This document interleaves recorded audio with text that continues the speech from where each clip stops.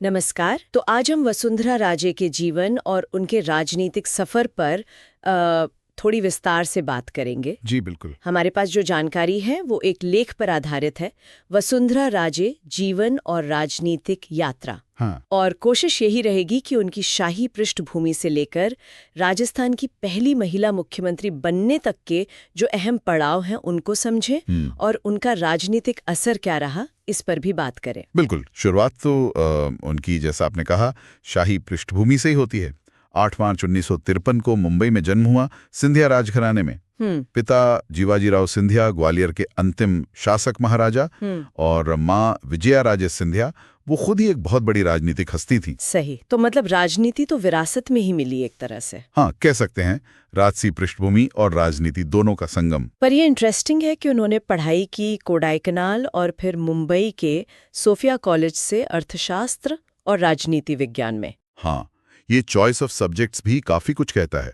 शायद माँ का प्रभाव हो या आगे की कोई सोच, शायद कहना मुश्किल है, पर हाँ, विश्लेषणात्मक सोच तो दिखती ही है। और निजी जीवन की बात करें तो 1972 में उनका विवाह हुआ था धौलपुर के महाराज राणा हेमंत सिंह से। हालांकि ये रिश्ता ज्यादा लंबा नहीं चला। हाँ, वो अलग हो गए थे। जी, जल्दी ही अलग हो गए। और उनके बेटे हैं दुष्यंत सिंह, वो बाद में सांसद भी बने। अच्छा, तो इस सब के बाद राजनीति में फॉर्मल एंट्री कब हुई? वो हुई 1984 में। अपनी माँ विजयाराजे सिंधिया से प्रेरित होकर उन्होंने भारतीय जनता पार्टी यानी बीजेपी ज्वाइन की। और देखिए, सिर्फ पृष्ठभूमि ही नहीं, उनमें शायद वो क्षमता भी थी कि पार्टी ने जल्दी ही उन्हें अहमियत देना शुरू किया। और चुनावी राजनीति की शुरुआत? वो भी जल्दी ही 1985 में, मतलब ज्वाइन करने के अगले ही साल वो धौलपुर से राजस्थान विधानसभा की सदस्य चुनी गई। अच्छा। और फिर 4 साल बाद 1989 में वो झालावाड़ से लोकसभा पहुंच गई। और उसके बाद तो कई बार वो वहां से जीती। हाँ, झालावाड़ उनकी सीट बन गई एक तरह से। बिल्कुल, इसने उनका राजनीतिक कद मतलब काफी मजबूत किया। फिर केंद्र में भी मंत्री बनी जब अटल बिहारी वाजपेयी जी की सरकार थी। हाँ, वो एक महत्वपूर्ण पड़ाव था उनके करियर में। वो विदेश राज्य मंत्री रही 1998-99 में। तो वो कूटनीति वाला अनुभव मिला। फिर लघु उद्योग, कृषि और ग्रामीण उद्योग जैसे मंत्रालय भी देखे। ये जमीनी स्तर के मंत्रालय थे। हाँ, काफी अलग अलग तरह के विभाग संभाले उन्होंने। जी, और कार्मिक, पेंशन जैसे विभागों की राज्य मंत्री भी रही, स्वतंत्र प्रभार के साथ। स्वतंत्र प्रभार, इसका मतलब क्या होता है, थोड़ा सा अगर आप समझाएं। हाँ, मतलब वो उस मंत्रालय के लिए सीधे प्रधानमंत्री को रिपोर्ट करती थी। अच्छा। बीच में कोई कैबिनेट मंत्री नहीं। अच्छा। तो इससे उन्हें प्रशासन का सीधा अनुभव मिला और उनकी पहचान एक कुशल प्रशासक के तौर पर बनी, ऐसा माना जाता है। अब ने राजस्थान के लिए उन्हें तैयार किया होगा। निश्चित रूप से इसने उनकी दावेदारी को और मजबूत किया होगा। और फिर 2003 में वो राजस्थान की पहली महिला मुख्यमंत्री बनी। हाँ, ये तो ऐतिहासिक था। बिल्कुल, खासकर उस समय के हिसाब से। उनके पहले कार्यकाल 2003 से 2008, उसमें मुख्य फोकस क्या रहा? उस दौरान उन्होंने आर्थिक सुधारों पर काफी जोर दिया। बुनियादी ढांचा जैसे सड़कें वगैरह और महिला सशक्तिकरण। शायद उनकी जो इकोनॉमिक्स की पढ़ाई थी वो इन आर्थिक सुधारों पर जोर देने की एक वजह रही हो। लेकिन 2008 में बीजेपी हार गई थी चुनाव। हाँ, हार गई थी। कारण कई बताए जाते हैं।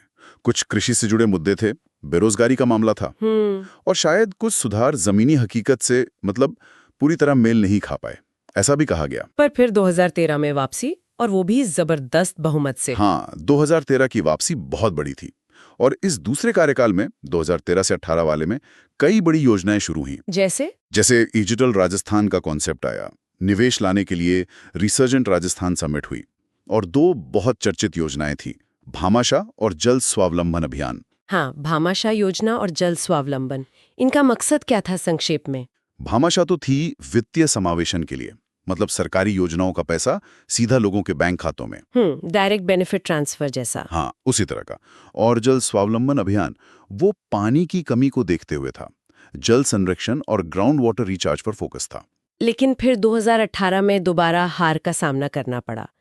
इस बार क्या वजह रही? इस बार जो आलोचना हुई वो ज्यादातर इस बात पर थी कि सरकार का ध्यान शायद बड़े प्रोजेक्ट्स पर ज्यादा रहा। अच्छा। और किसानों की समस्याएं या जो जमीनी मुद्दे थे उन पर शायद उतना ध्यान नहीं गया जितनी जरूरत थी। ये एक मुख्य कारण माना गया हार का।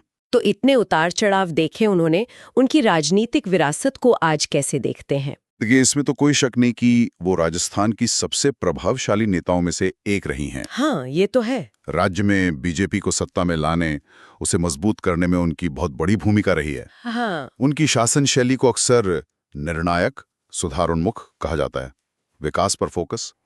लेकिन विवाद भी रहे हैं। हाँ बिल्कुल, विवादों से भी नाता रहा है, पर आज भी माना जाता है कि राजस्थान बीजेपी में उनका काफी प्रभाव है।